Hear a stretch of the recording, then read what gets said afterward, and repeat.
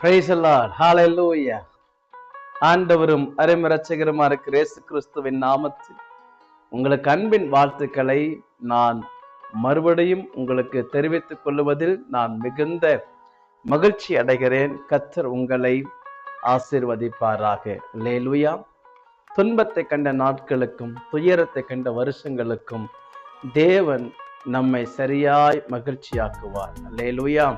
நாம் அதை விசுவாசிப்போம். கர்த்தர் நமக்கு அதை செய்து கொடுப்பாராக. நெகேமியாவின் 52 நாட்கள் ஜெபம்.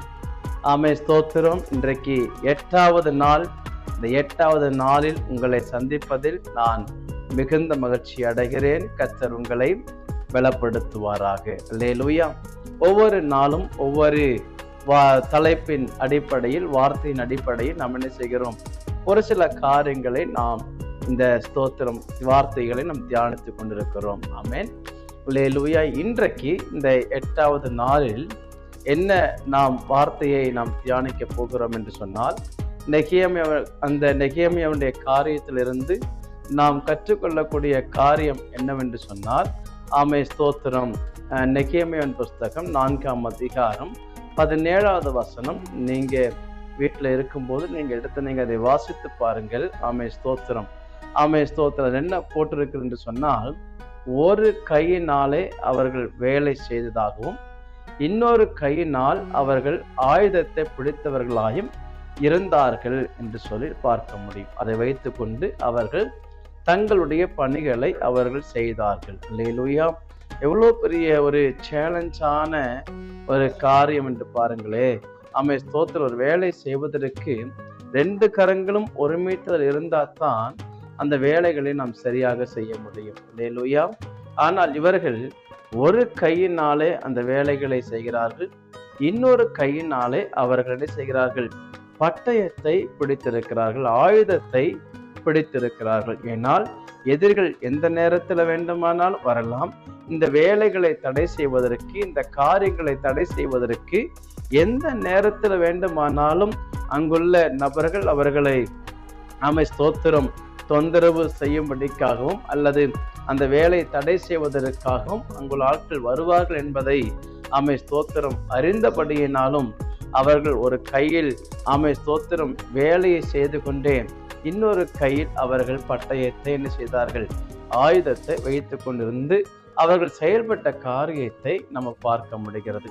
அப்போ எந்த அளவுக்கு அந்த வேலை மேல உள்ள ஒரு வைராக்கியமும் அந்த அலங்கத்தை கட்டி முடிக்க வேண்டும் என்கிற ஒரு நோக்கமும் அவர்களுக்குள்ள அது வைராக்கியமாக இருந்ததுனால தான் அந்த பணியை ஆமை ஸ்தோத்திரம் என்ன தடை வந்தாலும் என்ன எதிர்ப்புகள் வந்தாலும் அதை முறியடித்து நாம் செய்து விடலாம் என்று சொல்லி அந்த பணியில் ஒருமித்தவர்களாய் என்ன செய்கிறார்கள்? நிற்கிறார்கள். அல்லேலூயா. ஒரு கையில் ஆமை ஸ்தோத்திர கருவியும் இன்னொரு கையில் ஆயுதமும். அல்லேலூயா. இதுல நாம் என்ன கற்றுக்கொள்ள போகிறோம் என்று சொன்னால், ஒரு பக்கம் நமக்கு தரிசனம் அவசியம், இன்னொரு பக்கம் நமக்கு செயல்பாடுகள் அவசியம். அல்லேலூயா.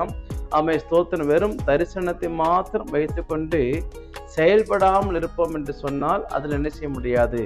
நாம் ஜெயத்தை பார்க்க முடியாது. அல்லேலூயா. சிலர் செயல்பட்டுட்டே இருப்பாங்க, வேலை பார்த்துட்டே இருப்பாங்க.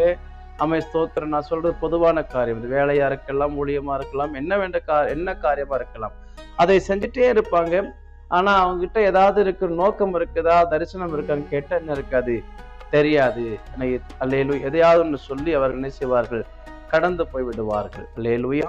ஆமே ஸ்தோத்திரம். ஒரு தேவனுடைய பிள்ளைகளுக்கு ஆமே ஸ்தோத்திரம் கர்த்தரால் தெரிந்து கொள்ளப்பட்ட தேவ ஜனங்கள் நிச்சயமாகவே அவங்களுடைய லைஃப்ல கடைபிடிக்க வேண்டிய ஒரு வார்த்தை, கடைபிடிக்க வேண்டிய ஒரு குணம் அல்லது கடைபிடிக்க வேண்டிய ஒரு காரியம் என்னவென்று சொன்னால், அவர்களுக்கு தரிசனமும் தேவை, தரிசனத்தோடு கூட செயல்படுகிற அனுபவமும் தேவை.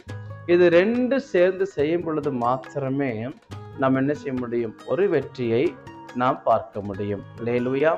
இன்னும் ஒரு படி மேல உங்களுக்கு நாம் போய் சொல்ல வேண்டும் என்று சொன்னால், ஒரு பக்கம் ஆமை ஸ்தோத்திரம் துதி ஆராதனை ஜெபமும், இன்னொரு பக்கம் வேதம் என்கிற ஆமை ஸ்தோத்திரம் இந்த பட்டயமும் நமக்கு கட்டாயம் அவசியமா இருக்கும். அல்லேலூயா. சிலர் ஜெபன்ட்டே இருப்பாங்க, ஆனா கர்த்தருடைய வார்த்தைக்கு என்ன செய்ய மாட்டாங்க? முக்கியத்துவம் கொடுப்பதில்லை. கர்த்தருடைய வார்த்தையை தியானிப்பதில்லை. கர்த்தருடைய வார்த்தையை விசுவாசிப்பது இல்லை. அல்லேலூயா. சிலர் கர்த்தருடைய வார்த்தையை என்ன செய்வாங்க? வாசிப்பாங்க.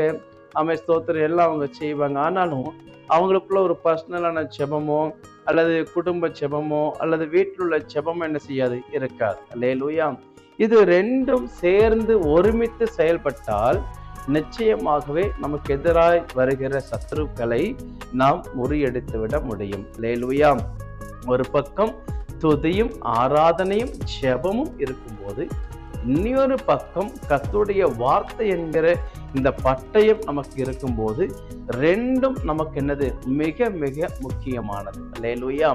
இது ரெண்டும் தராசுல வைக்கப்பட்டது போல அது சரியாக இருக்கும் என்று சொன்னால், நம்முடைய ஊழியத்தின் பாதையிலையும் நம்முடைய ஸ்தோத்திரம் உங்களுடைய குடும்ப காரியங்களா இருந்தாலும் சரி, உங்களுடைய பிள்ளைகளுடைய காரியமா இருந்தாலும் சரி, நாம் ஒரு ஜெயத்தை என்ன செய்ய முடியும்?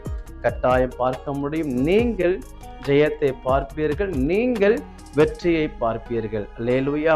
இந்த வெற்றி எப்ப சாத்தியமாகும் என்று சொன்னால், தரிசனம் இருக்கணும், தரிசனத்தோட செயல்பாடு முக்கியம். அல்லேலூயா. அதே போல ஜெபம், தேவனோடு கூட இருக்கிற அந்த உறவு, ஸ்தோத்திரம், அது இருக்க வேண்டும். இரண்டாவது ஆவிக்குரிய இந்த பட்டயம், கர்த்தருடைய வார்த்தை என்கிற இந்த பட்டயம் நமக்கு மிக மிக முக்கியமானது. அல்லேலூயா. ஸ்தோத்திரம். இந்த நாட்களில் நமக்கு எதுதான் ஆயுதம், நமக்கு எதுதான் பட்டயம் அப்படின்னு சொன்னா, கர்த்தருடைய வார்த்தை தான் நமக்கு அது பட்டயமாக இருக்கிறது. அல்லேலூயா. இது ரெண்டும் சேர்ந்து அறிக்கை செய்து ஜெபித்து கர்த்தருடைய வார்த்தையை விசுவாசித்து நாம் நிற்போமானால் பெரிய ஒரு மாற்றத்தை, ஒரு ஆசீர்வாதத்தை தேவனிடத்திலிருந்து நாம் சுதந்திரிக்க முடியும். அல்லேலூயா. இப்படி நீங்கள் கடைபிடிங்க. இந்த வார்த்தைக்கு உங்களை ஒப்பு கொடுங்க. தரிசனம் மாத்திரம் வைத்து விட்டு செயல்படாமல் இருந்தால் அதுல ஒரு பலனை பார்க்க முடியாது. செயல்பட்டுட்டே இருந்துட்டு தரிசனம் இல்லைன்னு சொன்னா, என்ன தரிசனம், என்ன நோக்கம்னு கேட்டா, தெரியல, எனக்கு தெரியாது, ஏதோ போறேன், ஏதோ செய்யறேன் அப்படின்ட்டு இருந்தா அதுல எந்த பிரயோஜனம் இல்லை. அல்லேலூயா. ஒரு தரிசனம், தரிசனத்தோடு கூட செயல்பாடு மிக முக்கியமானது. அல்லேலூயா. ஜெபம், ஜெபமோடு கூட சேர்ந்து வேத வாசிப்பும். அல்லேலூயா.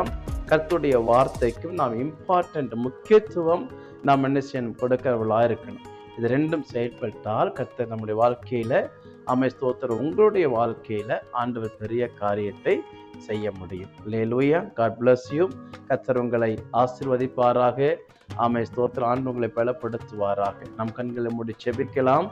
அன்பு தகப்பனே, அப்பா, நான் என்னைக்குமே அவனிடத்திலிருந்து இன்றைக்கு நாங்கள் ஆண்டவரை கற்றுக்கொண்ட காரியம், ஆண்டவரை ஸ்தோத்திரம், அவர்கள் ஒரு கையில் ஸ்தோத்திர கருவியும் மற்றொரு கையில் ஆயுதத்தையும் வைத்து அவர்கள் என்ன செய்தார்கள்? வேலைகளை அவர்கள் பார்த்தார்கள் என்று சொல்லி நாங்கள் பார்த்தோம். ஆண்டவரே அப்பா, இன்றைக்கு இந்த காலகட்டத்தில் ஸ்தோத்திரம் நாங்கள் புரிந்து கொள்ளும் வண்ணமாக ஒரு பக்கம் தரிசனம், தரிசனத்தோடு கூட செயல்பாடு, அன்றைய ஜெபம், ஆராதனை, துதி ஒரு பக்கம், இன்னொரு பக்கம் கர்த்தருடைய வார்த்தை என்கிற இந்த பட்டயம், ஆண்டவரே நம்முடைய பிள்ளைகள் இதன் அடிப்படையில் செயல்பட்டு அதை செய்து கர்த்தருடைய ஆசீர்வாதத்தை சுதந்திரிக்க தம்முடைய பிள்ளைகளுக்கு நீங்க உதவி செய்வீராக.